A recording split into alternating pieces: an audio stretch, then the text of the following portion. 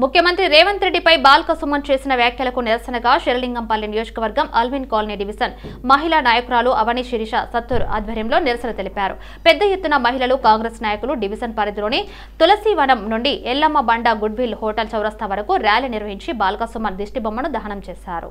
BRS party నాయకులు అధికారం పోవడంతో జీర్ణించుకోలేక నోటికి ఇష్టం వచ్చినట్టు మాట్లాడుతున్నారని నేతలు మండిపడ్డారు.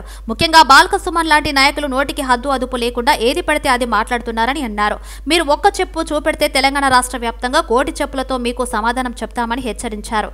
ఇప్పటికైనా బీఆర్ఎస్ పార్టీ నాయకులు తీరు మార్చుకోవాలని, లేని పక్షంలో తీవ్ర పరిణామాలు ఉంటాయన్నారు. ఈ రోజు ఇక్కడ 124 డివిజన్ ఆల్విన్ కాలనీలో మేమందరం మహిళలు, కాంగ్రెస్ కార్యకర్తలు ఈనాడు రోడ్డు మీదకి వచ్చి బాల్క సుమన్ దిష్టిబొమ్మ కాల్చడానికి కారణం మీ అందరికీ తెలుసు. ఏం నేర్పిస్తున్నారండి మీ నాయకులు? మీకు ఏం నేర్పిస్తున్నారు? ఎదుటి వాళ్ళని దూషించడం నేర్పిస్తున్నారా, లేకపోతే ఇంత పెద్ద ముఖ్యమంత్రిని పట్టుకొని చెప్పుతో చూపించమని చెప్పడం నేర్పిస్తున్నారా? కానీ మాకు అలా నేర్పించట్లేదు. మా అన్నని ఎవరన్నా ఏమన్నా అంటే మేమందరం వచ్చి మేము ఆయనకి మద్దతు ఇచ్చడం నేర్పిస్తున్నారు. మమ్మల్ని అందరినీ, మహిళల్ని ఎంత బాగా చూసుకుంటున్నారు ఆయన. ఫ్రీ బస్ అని చెప్పని ఈనాడు మేము ఎంతమంది ఆయన చేత లబ్ధి పొందుతున్నాం. అలాంటప్పుడు మేము ఆయనకి కష్టం వచ్చినా, ఎవరన్నా ఆయన ఒక మాట అన్నా, ఆయనకి ఒక్క చెప్పు చూపిస్తే మేము కొన్ని కోట్లలో చెప్పులు చూపిస్తాం చెప్తున్నాం.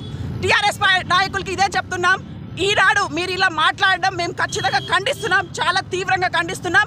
మీకు ఎంత ఇలా ఓడిపోయినా కానీ మీకు తెలియట్లేదు ఏంటి ప్రజల్లో రేవంత్ రెడ్డి గారి గురించి ఎలాంటి స్థానం ఉంది మా గుండెల్లో అనేది మీకు ఇప్పటికైనా అర్థమై ఉండాలి.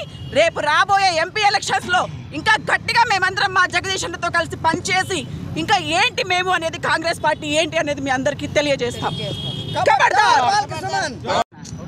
అహంకారపూరితంగా ప్రజలచే ఎన్నుకోబడిన రేవంత్ రెడ్డి గారిని, ప్రజా ముఖ్యమంత్రిని చెప్పుతో కొడతానంటాం సిగ్గుచేటు.